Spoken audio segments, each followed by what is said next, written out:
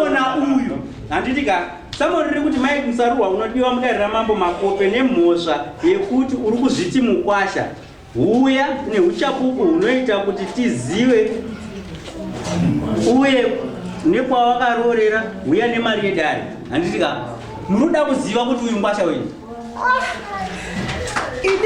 according to someone munoda kuziva kuti uyu Mukwasha wenyu yakamira panapa inyakuti hapana pendi yakafanana nemasesara ini ndakati ukuzviti Mukwasha zvinonzi Mukwasha chii kuroraka chimirai zvinonzi Mukwasha chimirai chikutaurirei chivanhu mashandiro achinoita ipai mukana ndikutsanangurire zvinonzi Mukwasha chinyararai ndikutsanangurirei chivanhu Mukwasha chii chinyararai ndikutsanangurirei chivanhu amai makura chivanhu hamusi uchiziva da kutsanangurirai. Uyo anoita Mukwasha wekwaGuti handizivi Gutiwo nenhau yekuti akaitisa Yuvhoni mwana yeye anofanira kubvisirwa roora. Uyu Mukwasha kwaGuti uyu akagara kuti akaita mwana handitika saka kana asina kubvisa anofanira kuti abvise, asi kana abvisa taakudzoka kunotarisa kuti Yuvhoni akafa achigara nani nekuti paita Wakwasha wawiri umwe wacho zvinotaridza kuti Yuvhoni paakadana neuyu vanogona wakatorambana vakavasida kana munhu akandipa gupuro Mukwasha akandipa gupuro ndokuti arambaka kana vari vese vanhu vari kuzora mwana vanhu vari vakaita mujolo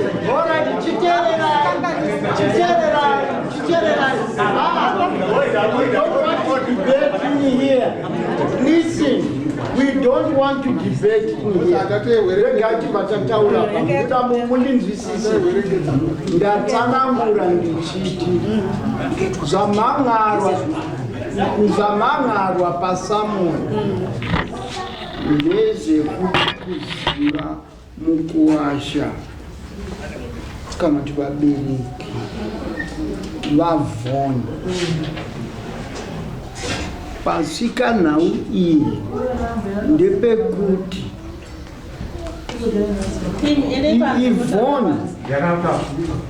Ivhoni takudzokeredza zvezvakare kutsanangura chimiro chiri ndechekuti Ivhoni anga akaroorwa nemurume wake. Yes. Akaroorwa nemurume wake anove ari kunzi ndiye akanobisa pfuma iri kuzivikanwa. Then pozoita Mike anga ari kuitawo zvese kumukadzi wake. Then pfuma uyu haana kubisa pfuma yekunorora mwana uyu akazosiwa naVhoni. Andikuri paona mwana akasiwa naVhoni. Mwana akasiwa naVhoni baba vake chikomba ndeyava.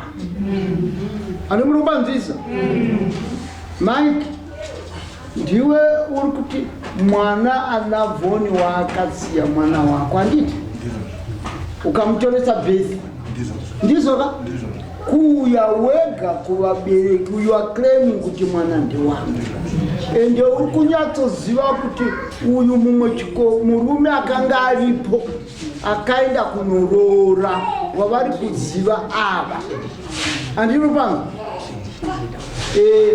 aripo asi proof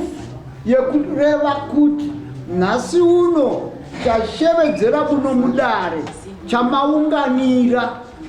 ndechekuti uyu kumhuri iyi haana chakabisa, saka ava vati hasi Mukwasha wedu nokuti haana chiri tangible. Saka apa watataura imiti Nyandoro Mukwasha wenyu ndiye akabisa pfuma chikonzo. Takupai kudhara tikati uyo musungwa wenyu, asi zvari musungwa wenyu ane mwana wakaitisa nemwana wenyu. Saka kureva kuti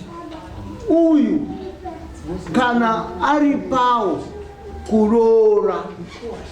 pfuma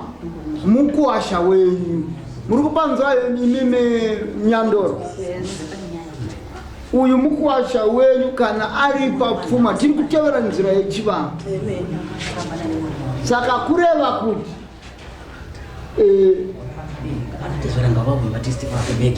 pachimiro ichi avatezvara aguti nevari kutaurwa vamwe vacho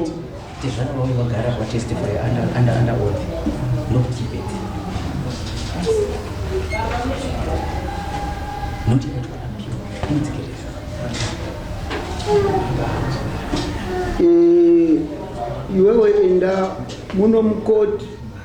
nechimiro chekuve nemunhu auyawo asina gwara rakajeka nekutaura mazwi awataura vanhu vacho anatezvara vako vakuramba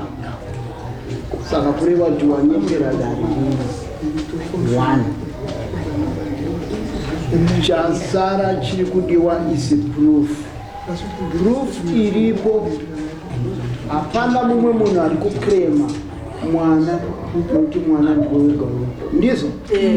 ndizvo here mwana ndiwe wegawo mwana ndewako apo mwana kana ari wako pasina doubt kureva kuti mwana ndewako asi kana pane adoubt mumwe anokwanisa kuuya achitaura kuti mwana uyu neniwo ndiripo wako then tinoita kukuendesa kudna test kuti tibuditse baba vemunhu asi chandaya kuzotonga muno nechaya kuzomhangarwa muno ndechekutaura kuti iwewe tsitsina Nyandoro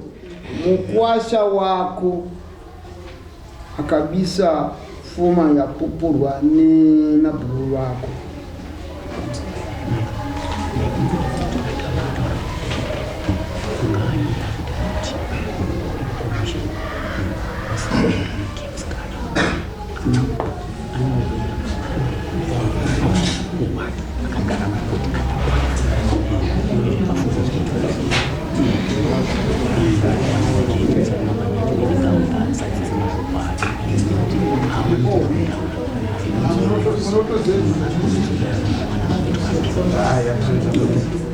Right, fine. Makorokota yangu bane muonero mumwe post assessment iri clear nokuti utanzwa pachinzi Patson and the voice yanga ichitaura tichibvunza mibvunzo ndiri kudzokera zvakare demand yangu yepasamani yekuti wese ane umbo wokunyaya iyi uyai navo vanhu vake asi ndaona kuti munokwanisa kunyepa mese kakunyepa karimo saka kakunyepa zvakarimo apa munoda kuti tinochiburitsa bhuku racho sezvariri saka judgment handichaipa nhasi ndakuda munhu anonzi Patson nevakamirira ngadzi dzenyu anagute vacho ngavachiuya then iwewe wouya nevamwe vanofungidzira kuti ava vangave mawitness iwewe wouyawo newitness yako inotsigira kuti chokwadi zvauri kutaura nokuti apa ndanga ndakutokutemani saka because umbo nekurukura kwataita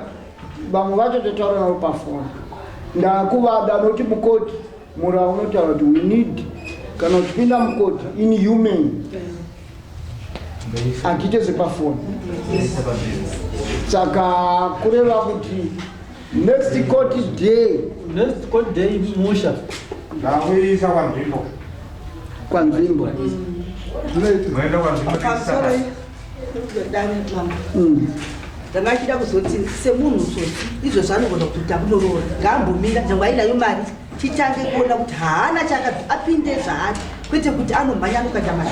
aiwa anomhanya anokaita mari nokuti munhu ndomuziva ndosaka azotora uyo vasina kuuya nababa nesipesi takanoona baba vakatisada kuona kuti akauya pano isusu chakaita kuti zvakanaka mwana wedu takatidatezvakanaka uya bhodhi yabanze zvakanaka onai isiso hapana chinodii ndakuti hatisina it is postponed to the next time. Ndiri kuda wese ane nhau chekutaura munhau iyi ndoda kuzomuona kazhinji ndiri kuda mangamati pane written evidence. Chirega inini chindipa inini basa iroro ndonoya nakuti inini ndochinotora kuti kwete aiwa teerera iwewe ziva zvako nyaya yako yawakamirira samai iwewe ndiyo unofamba naye uyu murege afambewo nenhau yake yaamirira yakanangana naye handini mapanzo ndozvazvikuda kunoyagute nani napatisoni ndiya kunoya navere vese vari vairi handiti hama dzako agute murume wangu patisoni yanzvadzi yangu saka ndaida kuziva kuti ari kunotora vanhu ava ndini ekande uyu iwewe ndionovatora ndiwo vatawa handiti vapupura vari muno vachipupura on your side saka iwewe ihama dzako tiachiuya nehama dzako uyu